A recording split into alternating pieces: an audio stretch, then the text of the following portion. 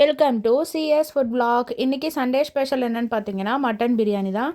பெரிய வெங்காயம் தக்காளியும் நான் கட் பண்ணி எடுத்துக்கிட்டேன். அது கூடயே வந்து பிரியாணி எல்லாம் அந்த அன்னாச்சி பூ, ரோஸ்மெரி மொக்கு இதெல்லாம் வந்து எடுத்துக்கிட்டேன். கொஞ்சமாக புதினாவும் கொத்தமல்லி தலையும் நல்லா க்ளீன் பண்ணி எடுத்துக்கிட்டேன். இப்போ ½ kg பாஸ்மதி ரைஸ் எடுத்துக்கிட்டேன்.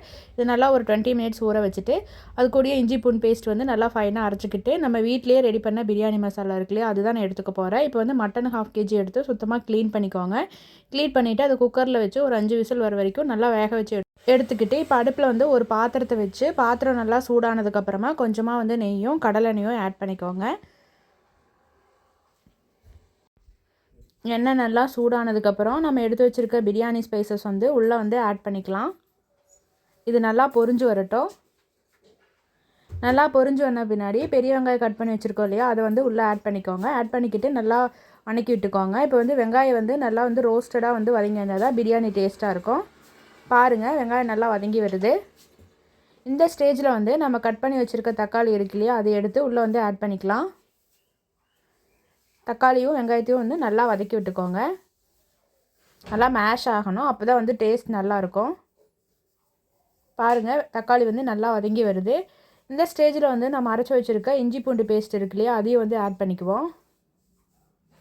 ஆட் பண்ணிக்கிட்டு அப்படியே நல்லா வதக்கி விடுங்க. எண்ணெய் பிரிஞ்சு வர அளவுக்கு இது வந்து வதக்கி விட்டால் தான் அந்த இஞ்சி பூண்டு பேஸ்ட்டெல்லாம் வந்து நல்லா இதாகும், ஸ்ப்ரெட் ஆகும்.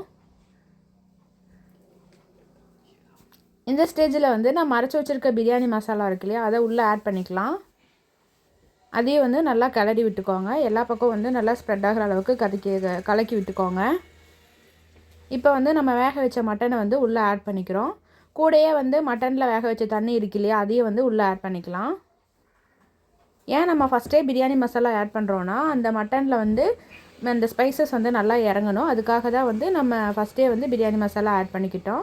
இப்போ மட்டன் நல்லா ஆட் பண்ணதுக்கப்புறமா வந்து பார்த்திங்கன்னா தேவையான அளவுக்கு தயிர் ஆட் பண்ணிக்கோங்க. எல்லாத்தையும் நல்லா மிக்ஸ் பண்ணி விட்டுருங்க. நல்லா கொதித்து வரணும். இப்போ வந்து உங்களுக்கு எவ்வளோ தண்ணி வேணுமோ பிரியாணிக்கு அந்த அளவுக்கு தண்ணி உள்ளே ஆட் பண்ணிக்கோங்க. நான் ½ kgக்கு வந்து தேவையான அளவு தண்ணி எடுத்திருக்கேன். இங்கே ரைஸை பொறுத்து தண்ணி எடுத்துக்கிட்டிங்கன்னா ஈஸியாக இருக்கும். இப்போ வந்து நல்லா கொதித்து வருது. இன்னும் நல்லா கொதித்து ஆயில் பிரிஞ்சு வரணும். அப்போ தான் வந்து அந்த எசன்ஸ்லாம் நல்லா இறங்கும். பாருங்கள், நல்லா ஆயில் பிரிஞ்சு வருது. இந்த ஸ்டேஜில் வந்து நம்ம க்ளீன் பண்ணி வச்சுருக்க கொத்தமல்லியும் புதினாவும் வந்து ஒன்று ஒன்றா ஆட் பண்ணிக்கலாம்.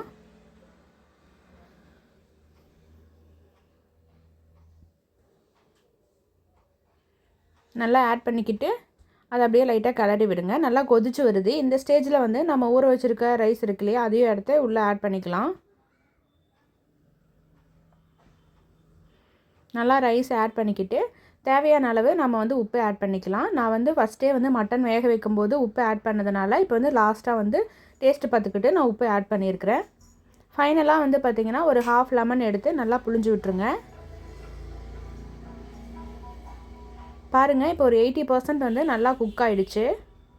இந்த ஸ்டேஜில் வந்து நீங்கள் உப்பு கரெக்டாக இருக்கான்னு ஒரு டைம் செக் பண்ணிக்கோங்க.